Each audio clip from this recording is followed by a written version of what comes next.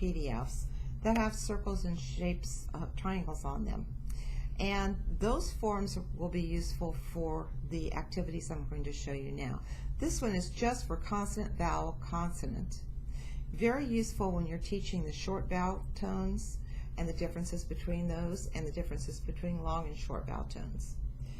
They also can be used when you're talking about some of the voiced and voiceless sounds, consonant sounds, and so forth. So let's go ahead and start with just how we use these at first. You have your two colors of daubers. Now, you don't have to use paint daubers. Paint daubers are very useful because they don't spend a lot of time coloring. But you can use crayons or colored crayons or pencils or markers, anything for this. The activity can be prolonged with a marker or a crayon because they want to fill in the whole shape. The dauber is just one swipe and you're done. So you're going to use your word chains, and you're going to take one sound change difference between each word. So if I had the word cat as my first word, they would say and daub for every sound in the word cat. They would go k, a, t.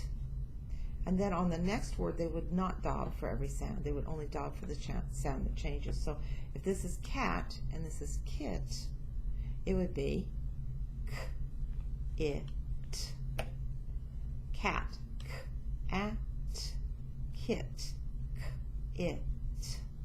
Now you'll notice that I asked them to say both words and to say the sounds in both words before they make their next decision. And they would do this. Now, the reason why I do that is very often the children who have these problems also have troubles with their short-term auditory memory. And this helps them to focus and to listen and remember in their short-term auditory memory. That's why the book 20-Minute Phonemic Training for Dyslexia, Auditory Processing and Spelling has auditory processing in the title, because this is something that does help with that. So we have cat, kit, and let's say the next word is kid. Kit, k, it, kid, k, id. If they cannot hear the difference between these two sounds, then give them a hint. Have them touch their throat and say kit, kid, and see if they can feel their voice vibrating in their throat when they say the sound d. Let's say they missed that. Let's say they thought it was this again. So what I would do is have them take that second color, show them where the sound changed, and we would talk about why it changed and how we can feel it. And then from now on, until they make another error, they're going to use the blue. This is a quick way for me to see where they made a mistake, okay, and how many they had correct.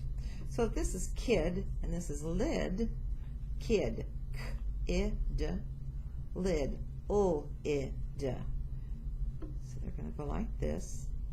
Again, we can talk about where we feel the sounds. They catch on to this pretty quickly. There aren't usually too many mistakes for very long. And if you give them hints by having them feel where the sound is in their mouth and what part of their mouth is moving, they get it. So we have lid. Now let's say this one is lad. Lid, id, lad, ad. And we'll work our way all the way through the list to the bottom.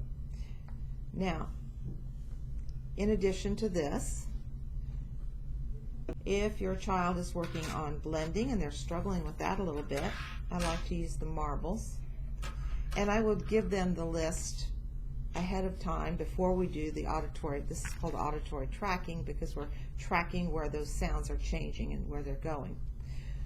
I might say cat, k, a, t. Tell me what the word is. Push them together. Cat. It gives them a visual way of blending. Then cat, kit, k, a, t, kit, k, it,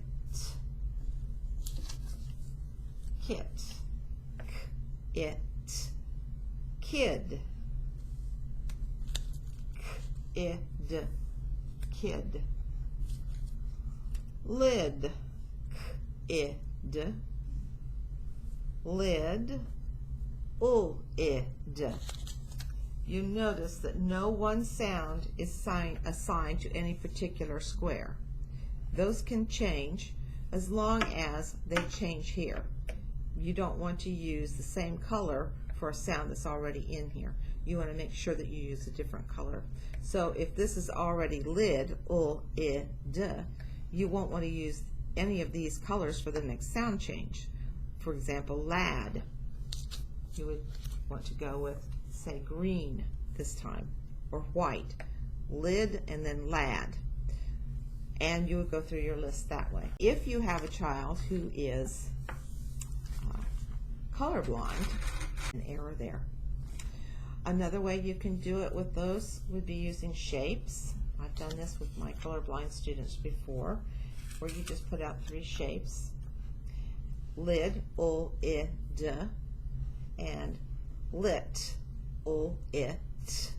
So you would just change your shape to a different shape. It, and fit, it. So now you can switch that, and that's all there is to it. So those are the ways that we have for tracking and helping them find where those sounds are changing.